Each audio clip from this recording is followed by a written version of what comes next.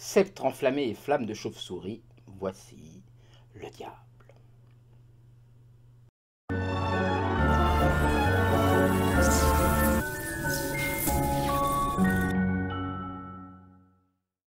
Bonjour à toutes, bonjour à tous, bienvenue sur la chaîne Alain Telly, le mat au soleil. J'espère que vous allez bien, que tout se passe bien de votre côté, que vous êtes en pleine forme.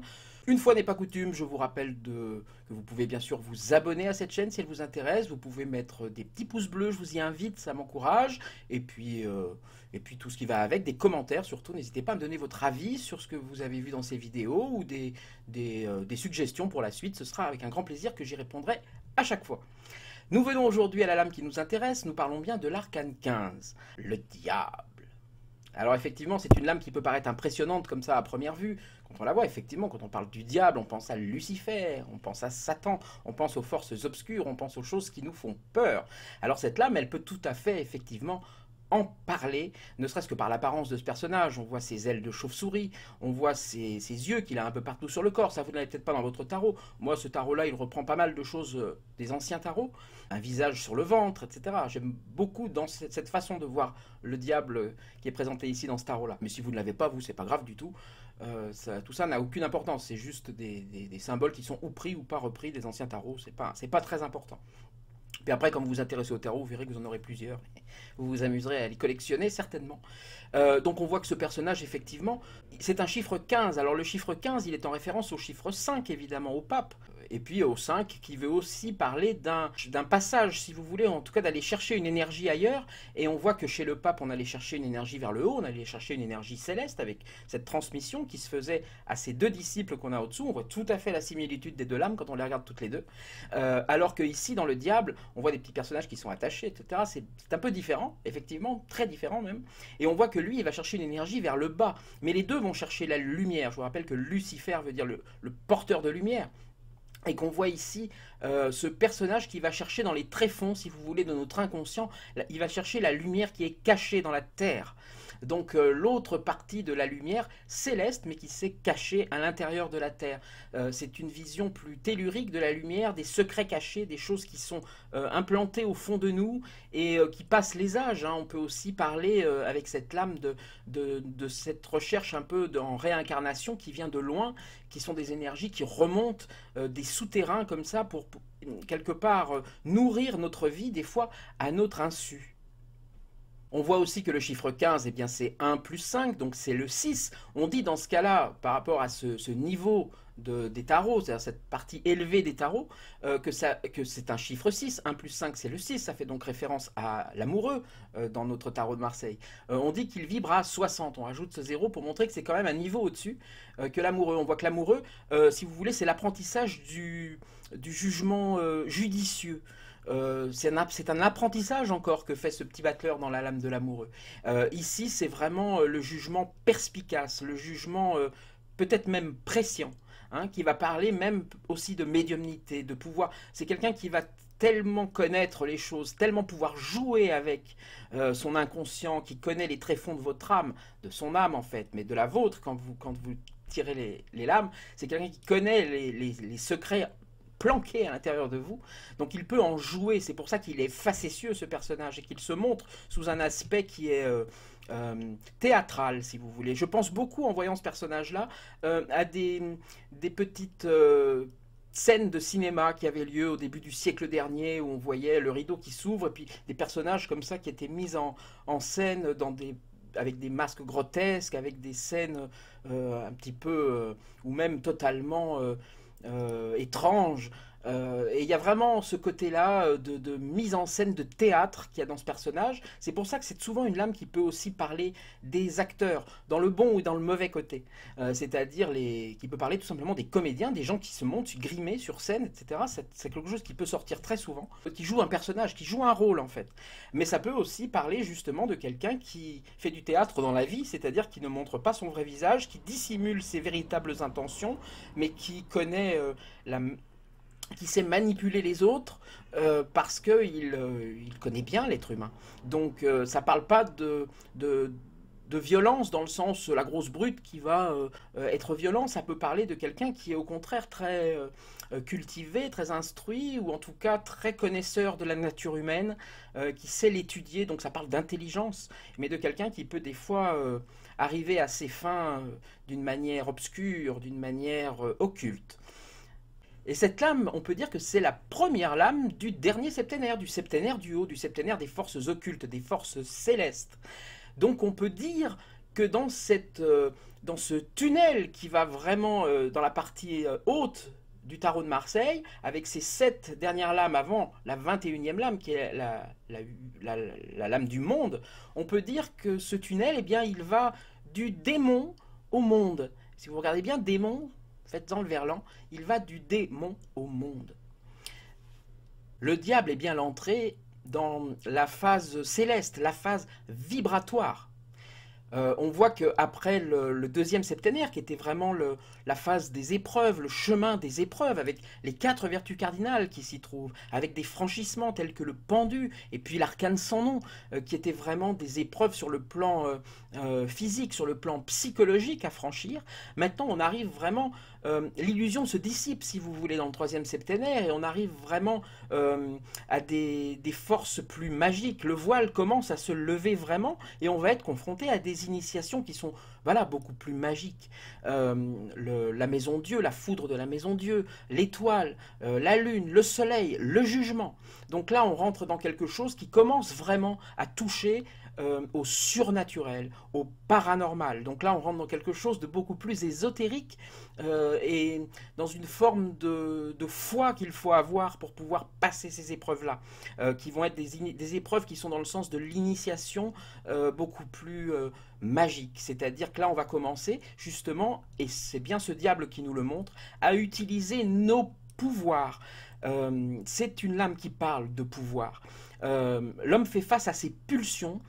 Et dans ce diable, on parle aussi de tentation, de maîtrise de la tentation, mais pas seulement. C'est vraiment le pouvoir que l'on a sur les autres, sur soi-même, sur le monde qui nous entoure. Donc il y a une vraie puissance dans ce personnage-là.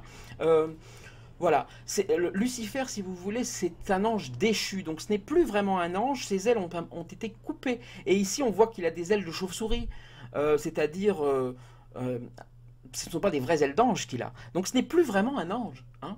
C'est un personnage qui a gardé ses pouvoirs, qui a gardé sa force, qui a peut-être trouvé une force dans le royaume souterrain qui est tout à fait importante. C'est vraiment un personnage très important, on le sait dans nos traditions, de toute façon, le diable, Satan, etc. On ne dit pas que c'est quelqu'un de faible, hein. Mais c'est quelqu'un qui est obligé de se parer de beauté, de magie, de spectacle, pour pouvoir attirer à lui les âmes perdues. On voit ici qu'il louche, qu'il tire la langue. Le fait de loucher, ça peut montrer aussi... Vous savez, il y a une certaine forme de méditation où quelque part il faut concentrer son regard au milieu de son nez, comme ça, pour pouvoir justement se détacher. Donc il y a un grand pouvoir de méditation chez ce personnage-là, donc une grande puissance psychique en gros. Mais il y a également ce côté vous attirez comme le serpent attire. Le serpent de la Genèse était un peu dans la Bible comme... C'est un peu au fond l'éveil, l'instrument, l'outil qui permet un éveil de la conscience. Adam et Ève... gambadant tranquillement pour l'éternité dans leur forêt à boire de l'eau claire, etc. C'est beau, mais quel ennui, hein, il manque un truc. Ben, il manque le serpent. Et ça, c'est le serpent. Il est là, le serpent. Il est là, vraiment celui qui va vous faire prendre conscience de votre pouvoir, vous dire maintenant que tu sais, tu as le pouvoir sur les autres. On voit bien ici qu'il domine des personnages qui sont au-dessous de lui, qui ont les mains dans le dos. Hein. Peut-être que ça vous rappelle quelqu'un, un personnage avec les mains dans le dos. Ça vous rappelle le pendu qui avait les mains dans le dos.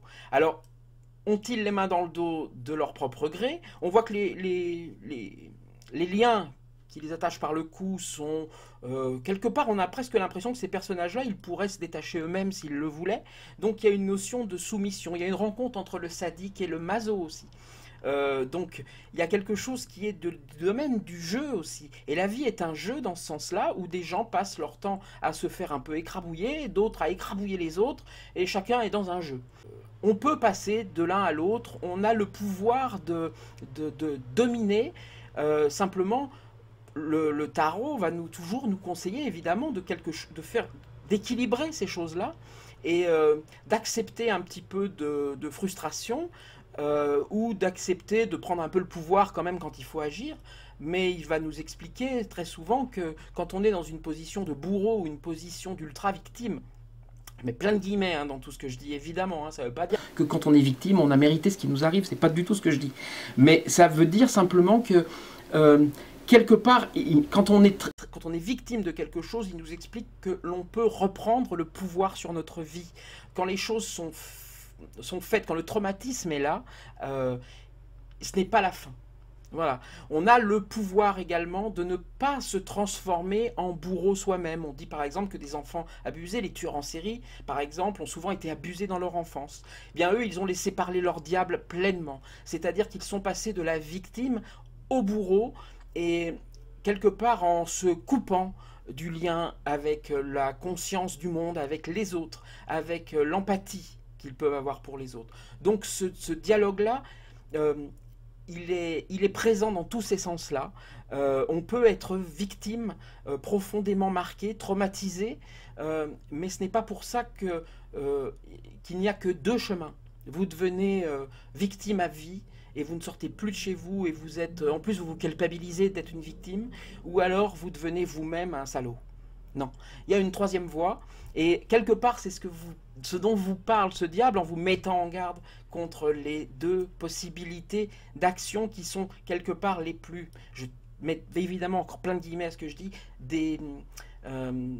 les voies les plus faciles, si vous voulez. Il y a une troisième voie qui finalement est éclatante, c'est ce qu'on appelle la résilience, tout simplement. C'est-à-dire de pouvoir digérer, comprendre, faire preuve d'empathie, non pas pour son bourreau, mais faire preuve d'empathie vis-à-vis de soi-même, du moi au soi, si vous voulez. C'est-à-dire de pouvoir accepter que l'on n'a pas mérité ce que l'on a subi, et puis que l'on peut quand même en faire une force, en aidant les autres à ne pas subir la même chose, par exemple. Il y a plein de cas comme ça. Donc cet arcane du diable-là, il est fort dans ces sens-là, qui sont des appels à vivre. Voilà, cette différence entre l'ange élu, qui était l'arcane 14, tempérance, et l'ange déchu, qui est le diable, en 15. L'arcane 14, c'est un message de régénération, un message de vie.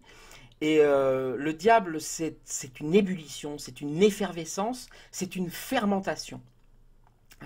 Donc c'est quand même un étage qui est plus sombre. On le voit d'ailleurs assez au sol, qui est noir, mais bien lisse. On voit que vraiment le terreau a fait son office. On voit qu'au-dessus, il y a vraiment quelque chose de labouré, qui est ici bleu dans mon tarot, qui peut être d'une autre couleur dans d'autres. On peut voir ce champ labouré, ou en tout cas ces vagues qui sont bien droites, quelque chose qui est bien posé, bien stratifié, comme ça, avec des strates de connaissances. Enfin, vous voyez que c'est bien droit ce sol.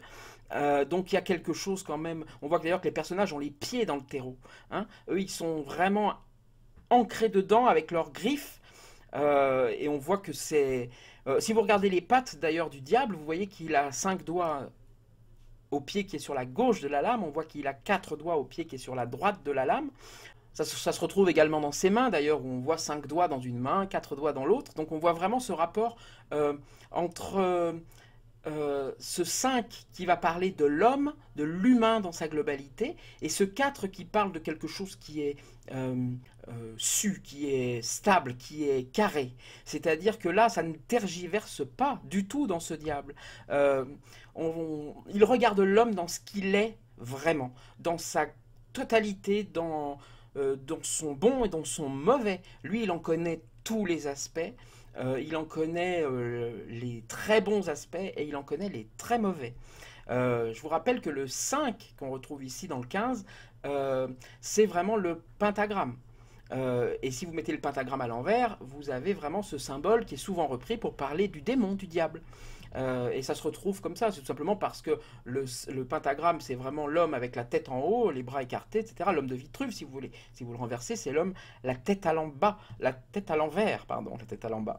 Et qu'est-ce qui se retrouve aussi dans le pendu, hein. Donc dans ce pendu, il y a des fois cette façon justement de sentir que ce diable va arriver bientôt, et de ne pas se laisser faire de ne pas laisser parler ses pulsions.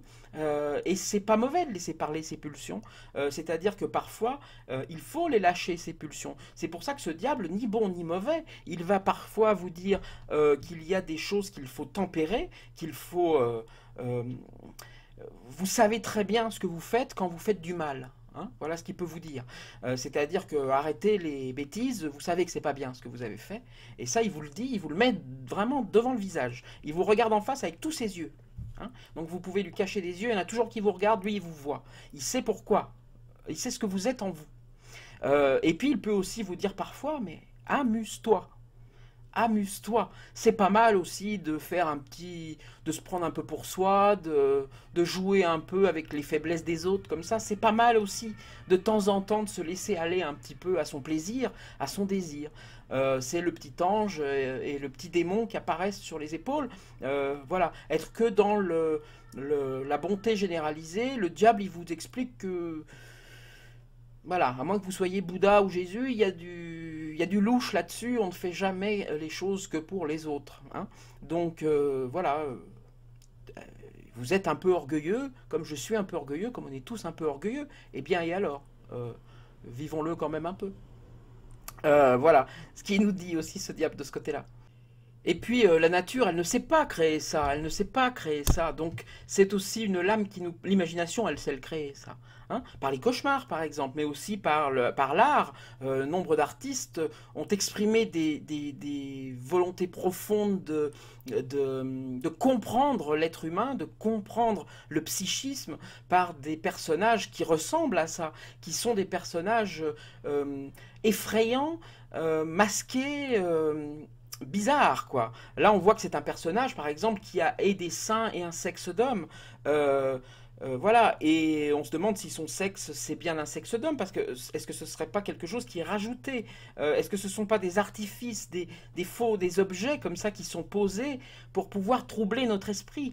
Est-ce que ce personnage qui a les bras couleur chair et le corps couleur bleu, ça n'apparaît pas forcément dans tous les tarots, mais ici on voit que est-ce que ce n'est pas une panoplie?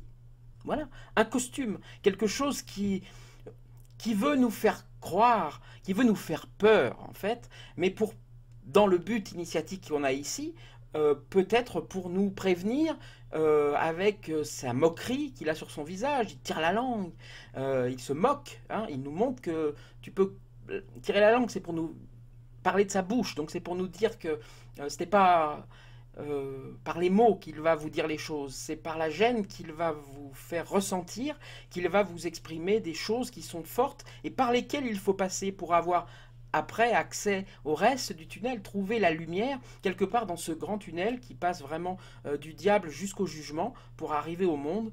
Il faut se munir d'une lumière intérieur. Ce n'est pas en éclairant le tunnel que vous allez en voir les sorties. Là, vous allez avoir l'impression que le tunnel, il s'arrête jamais, il continue. Vous n'accédez jamais à l'étoile, à la lune, au soleil. Non, il y a quelque chose qui n'arrive pas. Il faut une lumière intérieure pour y accéder.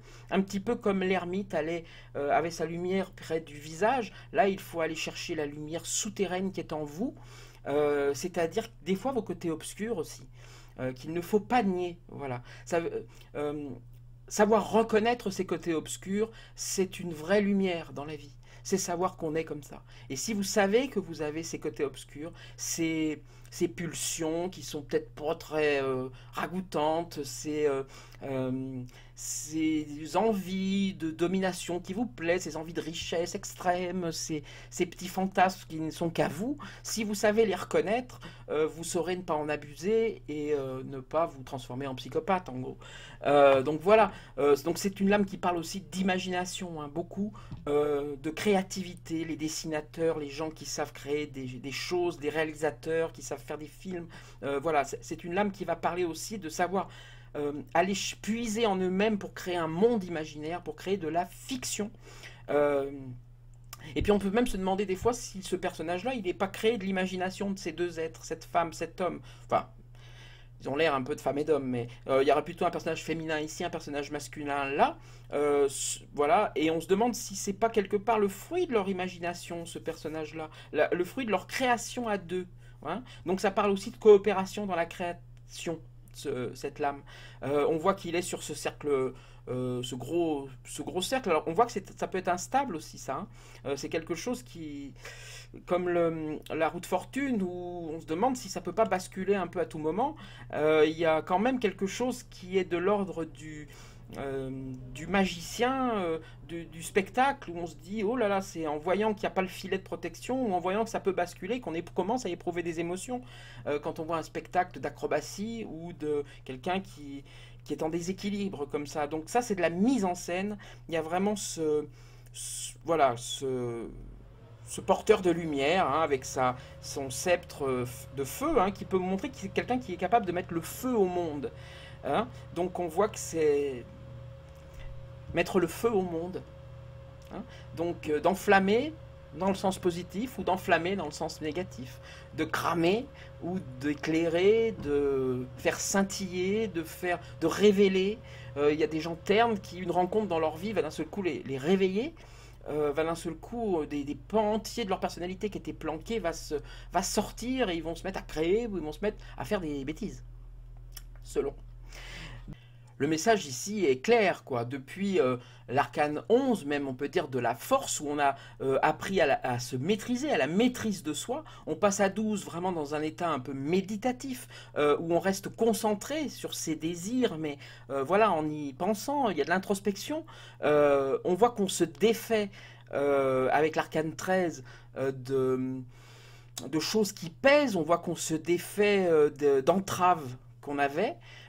En 14, on apprend à maîtriser les choses, on apprend à se comporter, si vous voulez, en société. On a appris à maîtriser ça.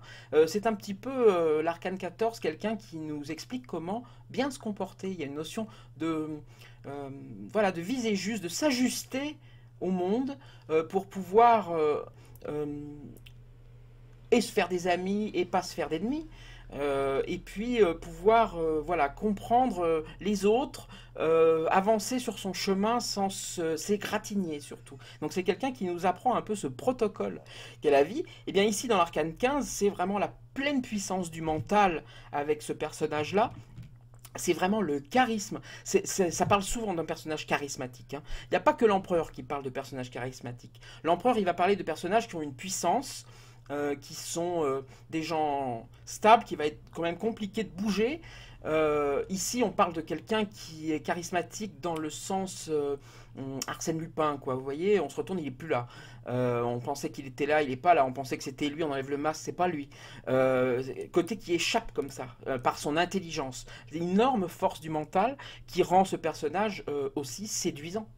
Effectivement, quand ce personnage-là sort comme le compagnon ou la personne qui est dans votre cœur, effectivement, on voit que c'est une personne qui va être très certainement bourrée de charme, dont il va être très difficile de se détacher, mais ça ne peut pas dire que c'est une lame qui parle particulièrement de fidélité, de sentimentalité. Hein. C'est pas un sentimental, c'est un charmeur, c'est un séducteur, c'est quelqu'un qui peut vous faire waouh, mais c'est compliqué. Les gens comme ça en amour, parce que ce sont des gens qui ont besoin de séduire, pas que vous, souvent. Donc voilà, c'est la libre pensée, c'est quelqu'un qui va pouvoir faire évoluer sa pensée au fil de ses découvertes, de ses nouvelles connaissances, de ses rencontres. C'est quelqu'un, quand il va s'intéresser à vous, qui va vraiment s'intéresser à vous. C'est pas quelqu'un qui fait semblant de s'intéresser à vous dans ce cas-là, puisque c'est quelqu'un... Alors, voilà, c'est quelqu'un qui va chercher à vous connaître vraiment. Est-ce que c'est aussi dans le but de pouvoir mieux vous manipuler et savoir par quel axe il faut vous cerner pour pouvoir vous contrôler? C'est bien possible. Ne vous livrez pas totalement à ce genre de personnes-là, parce que c'est quelqu'un qui va chercher à tout savoir de vous, à tout connaître de vous. Plus il en connaîtra, plus il saura utiliser toutes ses connaissances de manipulation pour vous contrôler. Voilà. Donc, mais évidemment, ça peut être aussi, et des fois, il est bien de se transformer en petit diable dans la vie, hein, de plus laisser faire. On est harcelé par quelqu'un, son chef de bureau, par exemple, et puis finalement, le tarot va nous dire, vous avez ce pouvoir-là de pouvoir le contrôler plus que vous ne le pensez, de pouvoir lui faire croire que les idées viennent de lui, de pouvoir petit à petit, pourquoi pas même vous débarrasser de lui par des ruses et de l'hypocrisie. Et c'est votre salut, il passe par là, vous savez le faire, faites-le. Donc ça peut être aussi titiller votre petit diable en vous, qui des fois sait beaucoup mieux se défendre et qui est arrêté par des principes de ah ben ça se fait pas, oh là là, j'aime pas mentir, etc. Qui sont des bons principes, hein. Je ne suis pas en train de vous dire qu'il faut mentir. Mais dans certains cas, bah, il faut mentir. Hein, pour protéger son intégrité, pour protéger ses amis, pour protéger des choses, eh bien, de toujours tout dire, la vérité, d'être toujours dans le bon, d'être toujours avec la Bible à la main et l'auréole sur la tête, c'est pas ce qui sauve de certaines situations. C'est comme ça parfois qu'on part tout simplement au bûcher, quoi. Il y a des moments dans la vie, il faut savoir aussi faire preuve de ruse et d'intelligence. Cette lame-là, elle vous dit de ne pas oublier ce côté-là, parfois, dans certains tirages. Évidemment, pas tout le temps, hein. C'est selon les lames autour et selon votre ressenti, selon vos intuitions, ce qu'elle peut vous dire. Et puis une fois qu'on a passé vraiment comment dire, ce cap-là, d'avoir compris ça, qu'on peut utiliser son pouvoir, mais qu'il faut l'utiliser à bon escient et dans les bonnes circonstances, et pas simplement dans une envie de domination des autres, eh bien, si on arrive à comprendre ça, on peut passer à l'arcane 16 qui va suivre, qui va être la maison Dieu, où on va échapper à ces foudres-là. On voit qu'après, que ce soit l'étoile, la lune, le soleil, cette magie initiatique va pouvoir descendre sur nous, puisque ce sont des magies vraiment qui viennent du céleste, là. Ce sont la force des étoiles qui va nous transpercer comme ça, comme des particules qui vont nous imprégner de cette magie-là des étoiles, de la lune, du soleil, pour arriver au jugement qui va nous ouvrir les portes. Le jugement qui va être un véritable changement, qui va nous ouvrir les portes sur le monde et sur cette... voilà, on va renaître, si vous voulez. C'est une renaissance, le changement. On voit bien ce personnage qui sort de la tombe. Et pour être cet individu accompli, cet être de lumière, cet être sage, etc., qui va apparaître en initiation, bien sûr, dans le monde. Cet amour universel, quelque part, laquelle on peut aspirer dans notre être profond. Donc il faut passer par ces étapes-là, de voir aussi, de creuser son sol pour aller en chercher la lumière magique qui a été creusée dans le sol, qui doit se trouver un petit peu entre les pattes du dragon terrassé par Saint-Michel, enterré par Saint-Michel. Vous voyez, c'est lui qui conserve cette petite lumière précieuse, et si vous savez reconnaître quelque part vos côtés souterrains, il vous laissera passer ce dragon, il vous laissera accéder à la lumière. Donc voilà, notre diable, c'est la force du désir, c'est l'attraction sexuelle aussi, hein, on s'en cache pas, ce sont les fantasmes aussi, hein, qui appellent à être assouvis ou pas, hein, selon les lames autour. Ce sont les... Alors, c'est pas bestial, hein, c'est la sexualité qui peut être un peu plus débridée, c'est quelque chose où on peut se laisser plus aller, si vous voulez, à vivre des fantasmes qui ne sont... Ça veut pas dire que c'est pervers, hein, ça veut dire que c'est peut-être un peu moins routinier, c'est des envies qui sont un peu... vous voyez, la femme qui va avoir un petit regard pour le petit voyou du quartier, vous voyez. Il y a quelque chose de ce domaine-là. Euh, c'est une force d'attraction qui est puissante chez ce personnage-là, qui est évidemment pas dans la sentimentalité, ou même pas du tout dans la sensiblerie, c'est quelque chose qui va être à vivre, quoi, mais pas... on parle pas là de passion longue, éternelle, d'amour absolu, beau, etc. C'est quelque chose de plus... chaud, quoi, hein.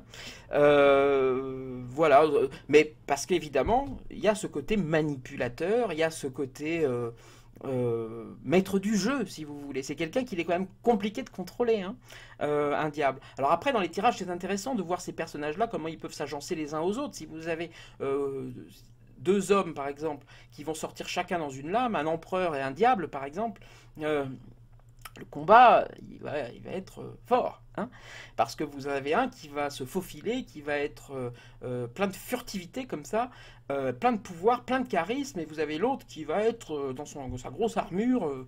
Voilà, c'est comme dans les jeux vidéo, quoi. Faut être agile, petit, disparaître dans les coins, ou vaut mieux être bien armuré, savoir prendre les coups. Par contre, quand il arrive à donner les coups, celui-là, c'est compliqué. Donc voilà, c'est des choses qu'il faut voir comme ça. Il faut voir ce personnage comme étant un roublard, hein, dans le bon et dans le mauvais. Autrement, que vous dire d'autre sur ce personnage-là? Voilà, on voit que il se montre en comique, quoi, hein. Donc ça parle aussi des gens drôles, ça, des gens truculents, des gens, alors médisants aussi, hein, mais vous voyez ces personnages qui ont toujours la dent dure pour les autres, comme ça, qui font rire en société, en ayant des traits qui vont droit à la cible, quoi. Et donc ça parle aussi de ces gens-là.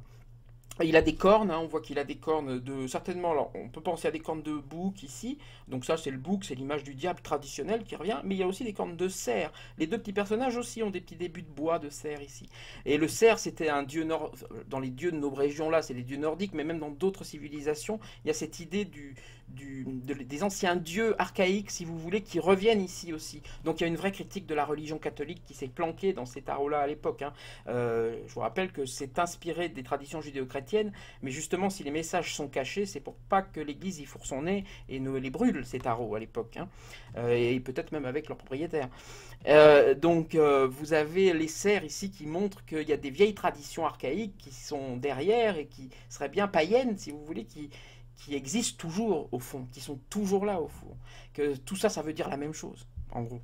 Hein, toutes ces religions-là, les trois religions du livre et les religions païennes, etc., quelles que soient les religions, vous avez l'hindouisme, le bouddhisme, vous avez les religions des Indiens d'Amérique, etc., vous retrouvez toujours les mêmes principes, les Mayas, vous retrouvez toujours les mêmes choses, finalement, les dieux qui correspondent à peu près aux mêmes choses, ce que veut dire le soleil, ce que veut dire la lune, il y a des variantes, évidemment. Mais ça se retrouve quand même tout ça. Et il y a une sorte de tradition primordiale comme ça qui serait derrière et qui serait unique à la civilisation humaine. Autrement, bien, c'est une lame qui parle aussi, ben, voilà, de tout ce qui va être grossièreté, indécence, des choses comme ça. Ça peut sortir dans certains tirages que dans cet aspect-là, hein. Quelqu'un d'un peu grossier, d'un peu, qui va être un peu vouloir choquer comme ça. Ça peut sortir là-dedans. Oui. Donc ça parle aussi bien sûr des contrats frauduleux, ça parle, vous voyez le mythe de Faust, hein, faire un contrat, finalement on a l'impression d'y gagner, on n'y gagne pas. Hein.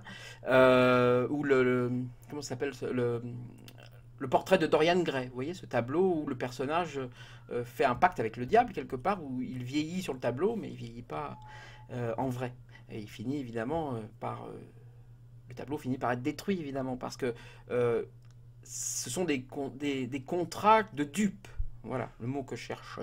Donc ça peut parler de tricherie, bien sûr, de roublardisme, ça je le dis, de rapacité économique, hein, des gens qui vont savoir vous montrer un truc, à vous donner un truc à gauche pour vous piquer beaucoup plus à droite, si vous voulez. C'est des attaches aussi qui vont être autodestructrices avec ces attaches qu'il a avec les personnages qui sont au-dessous. D'ailleurs, dans la lame 19 du tarot de Marseille, dans le soleil, on retrouve ces deux personnages, vous voyez, à part que le diable, maintenant c'est le soleil, et vous avez les marques des attaches que vous retrouvez sur ces deux personnages-là, hein, qui sont sans doute les mêmes, mais qui se sont libérés de leur lien du diable et qui là sont en train de, dans cette tête, ce geste de se toucher, d'aider l'autre à monter, comme ça que l'on voit au soleil, et on voit qu'ils ont encore les marques des attaches sur leur corps, souvent dans beaucoup de tarots, dans celui-là oui, mais dans beaucoup de tarots. On voit que la lame du diable, c'est aussi une lame qui peut parler beaucoup d'addiction, d'alcoolisme, de drogue, etc. C'est ça, alors ça en divination, c'est quelque chose qui sort assez souvent. Ce côté, c'est quelqu'un qui boit beaucoup, ou qui se drogue, ou qui, voilà, c'est quelqu'un qui essaye de sortir de la réalité, parce que c'est une lame qui dit que la norme n'est pas la réalité. C'est-à-dire que c'est une lame qui vous dit que d'être dans la norme, c'est en fait se bercer d'illusions, que la réalité, elle est beaucoup plus et caverneuse et montagneuse que ce que l'on veut bien voir. Donc il y a des gens qui vont justement par l'alcool ou par les drogues, par ces substances-là, quelque part avoir l'impression qu'ils sont vraiment eux-mêmes quand ils sont ivres ou quand ils sont drogués. Que c'est là qu'ils voient le monde vraiment. Et quand ils en sortent, évidemment, la descente est d'autant plus dure que quand ils en sortent, il y a cet ennui immense de ce monde plat qui est devant eux. Donc c'est pour ça que c'est très difficile de sortir de ces addictions-là. Parce que il faut... ce n'est pas le fait de ne pas boire un jour qui est difficile pour les gens qui boivent, c'est le fait de se dire je ne boirai plus jamais de ma vie. Pour eux, quelque part, le monde sera plat jusqu'à la fin de leur jour. C'est ça qui est compliqué à appréhender. Parce qu'évidemment, tout ça n'est qu'illusion, évidemment. Donc, le secret, quelque part, hein, avec des gros guillemets, c'est de se dire que le monde n'est pas plat. Qu'il faut savoir le voir dans ses aspérités, dans ce qu'il a de mystérieux. Voilà, et là, finalement, ce plaisir de vivre chez ces gens-là qui ont besoin de se laisser aller à des addictions peut renaître parce que le monde, ce n'est pas plat, ce n'est pas inodore, incolore, comme ils peuvent le croire. Il suffit de le voir tel qu'il est. Et c'est plus facile avec des substances que sans de le voir tel qu'il est. Mais on peut le voir tel qu'il est.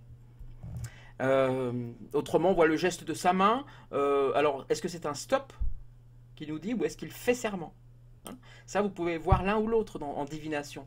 On vous dit arrête quelque chose ou je fais serment que. Et s'il vous dit arrête, ça peut vous dire arrête justement de t'illusionner. Arrête de croire que c'est normal ce que tu fais. Ou arrête de croire que c'est pas normal. Arrête de croire... regarde le monde tel qu'il est et arrête de t'illusionner. Donc ça peut être dans les deux sens, ça peut être dans tous les sens. Tu ne regardes pas la réalité en face. Moi, je suis là pour te la montrer. Autrement... et si c'est un serment, bien, ça peut être le pacte que vous pouvez passer avec lui. Donc un pacte dangereux. Hein, il vous appelle à signer un pacte avec lui. Donc voilà. Et dans ces cas-là, il vaut mieux éviter de le signer. Le diable n'est pas fiable dans sa signature. Hein, si c'est une signature de contrat, votre question, si c'est et que c'est le diable qui répond, on va vous faire passer des vessies pour des lanternes. Je conclurai en vous disant, lisez bien les petites lignes. Voilà, vous me comprenez. Ceux qui ne s'aiment pas attirent les dominateurs. Donc apprenez à vous aimer. Je vais en rester là pour ce diable. Je dis à chaque fois que c'est des magnifiques là, mais je le trouve incroyable. Et puis ça rime avec diable en plus, incroyable. Et puis voilà, je vous ai déjà dit au début, abonnement, commentaire, petit pouce, cloche, tout ce que vous voulez. En tout cas, ça me fait plaisir à chaque fois que j'ai de nouveaux abonnés et je vous souhaite la bienvenue à tous. Et puis je vous dis à très bientôt, portez-vous bien et salut, salut.